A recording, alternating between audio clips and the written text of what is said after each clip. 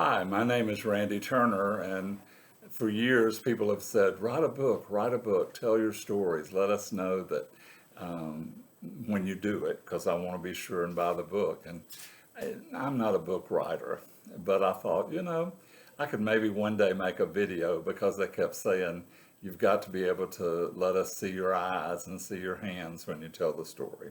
Well, my son came up with this idea of putting it on Facebook.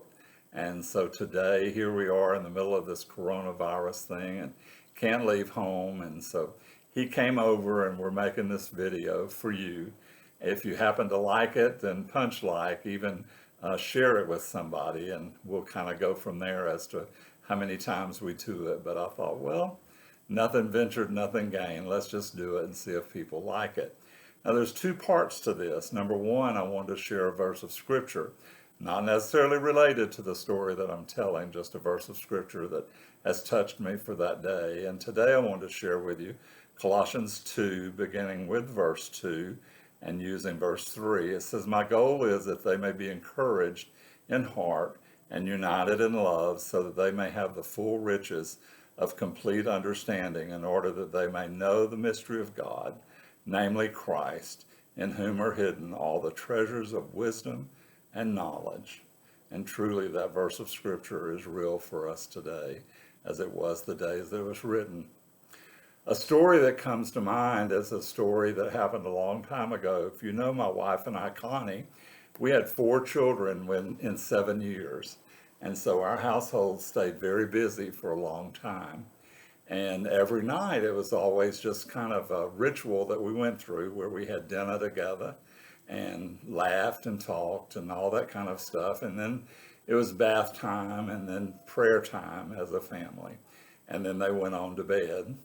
Well, the houses that we lived in, usually we lived in a 3-bedroom house. So we had 2 boys and they were in one room, and we had 2 girls and they were in another room. So this one night in particular, we'd had our dinner together, had our fun time, got our baths, got everybody dressed for bed, put them in their beds, and that was our time to be able to go and watch a TV show. And so got all the children in bed and everybody's quiet, go into the den, turn the TV on.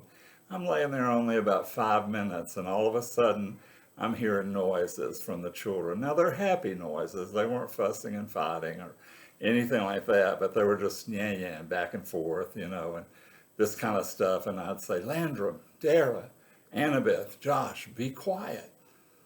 And they would be quiet for a few seconds. And in a few minutes, Landrum, Dara, I'd go through the roll call again. Be quiet. This went on 4, 5, 6 times. And finally, I got up from where I was watching the TV show and I walked down the hallway, and I'm standing right in the hallway, but the girls' room's on my right, the boys' room's on my left. And I said, Landrum, Dara, Annabeth, Josh, do I have to show you the wrath of God? And it was quiet.